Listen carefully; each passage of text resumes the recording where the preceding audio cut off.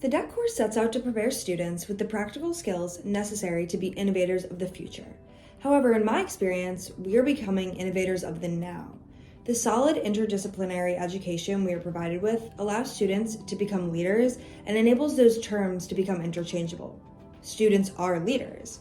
Due to the outlined environment of the program, I've integrated the mission and goals of the DEC Core into my major, as well as into my personal life. So here are some examples. With goal number 1, adapt to emerging practices and successfully navigate unpredictable challenges. This could not be more important in an ever-changing, fast-paced world, especially in a client-based industry like fashion design. Innovation, though a broad term, is at the core of what DEC stands for. I am currently adapting to emergent practices in my fashion courses.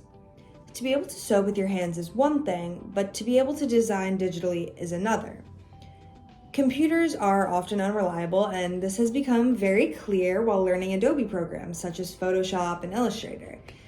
In my digital fashion design class this semester, we're learning how to design clothes digitally, and this practice is industry standard, so it is essential, though it presents many unpredictable challenges.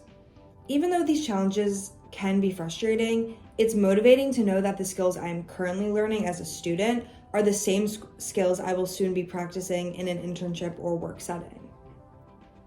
An instance in which this goal made its way into my professional or personal life was when I was interning for a nonprofit organization called Move for Hunger, which aims to combat food waste and food insecurity.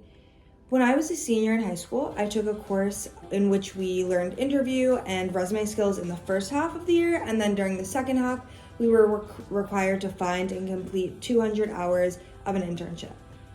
I interned at Move for Hunger and was required to write thank you notes and emails to donors and then input that data into Salesforce. Salesforce is the top CRM, which stands for Customer Relationship Management, platform, and learning how to navigate such a widely used platform in high school truly helped me understand the importance of adapting to emerging technological practices. In both of these instances, I've had to adapt to a new program or technique that often presented me with difficult challenges. However, the outcome feels rewarding because I can see and understand how useful they will be in the real world. Goal number 2, create ethical and sustainable innovations that are rooted in empathy and respect diversity. Ethical practices and sustainable innovations are increasingly important. These ideals are highly relevant to my specific area of study, as I mentioned before, fashion design. My generation grew up learning about the importance of recycling and protecting our planet, though clearly irreversible damage has already been done. In one of my DEC Core classes, Systems Thinking and Sustainability, we were tasked with writing a group essay on an unsustainable or unethical topic so that we could then come up with a possible solution. My group wrote about the effects of fast fashion and how the industry is essentially synonymous with waste. We recognized the importance of change within the big brands that exist in this industry, but also knew we needed a more realistic solution. We suggested more awareness and overall education on the topic. For example, brick and mortar stores could possibly initiate a recycling program where you bring old items in and in turn get a discount, as well as an informational handout stating how your action of recycling is limiting waste and promoting a circular economy. When dealing with sustainable innovations, it is imperative to understand that everyone comes from different backgrounds and education levels. This is where empathy and diversity recognition come in.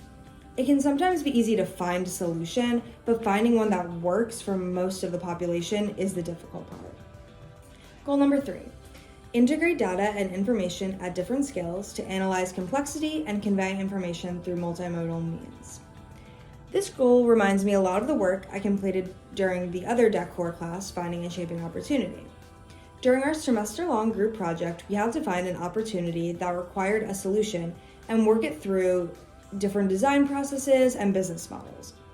To begin, we researched our market and possible competitors, and then interviewed members of this market. This was the initial data we collected. We then created a survey to gather more specific results regarding our idea.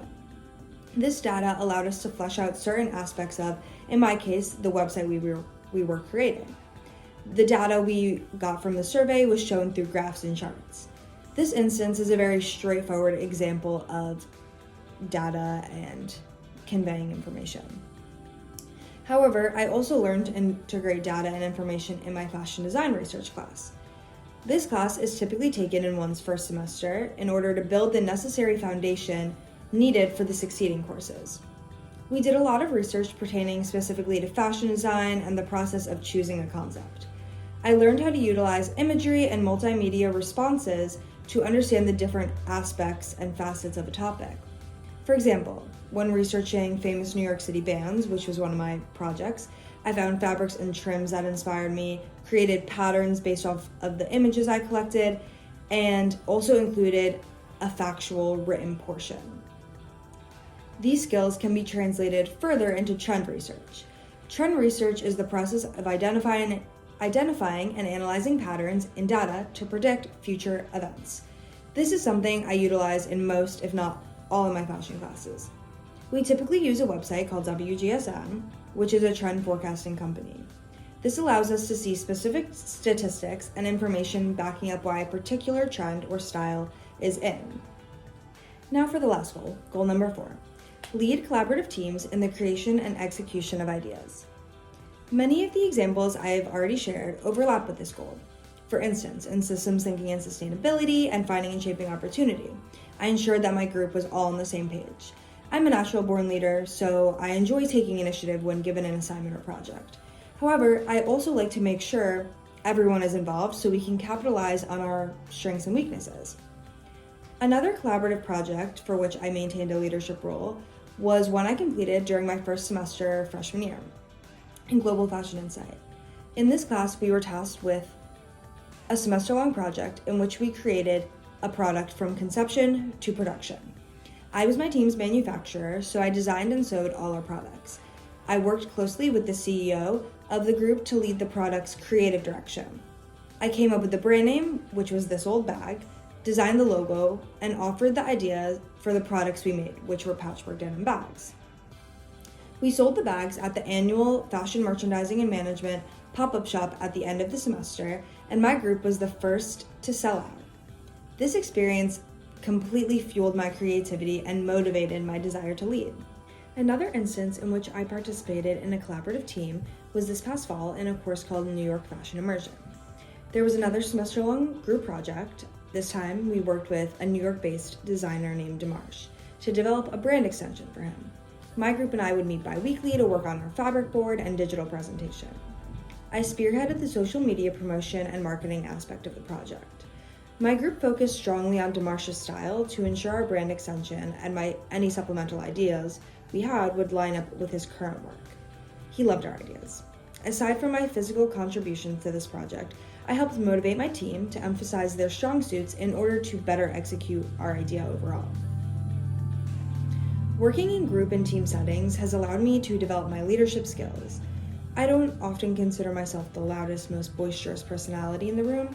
However, I have learned I love leading a group to an end goal because it is so important to emphasize each individual's unique skills, and figuring out how to incorporate everyone's personality is something at which I definitely excel.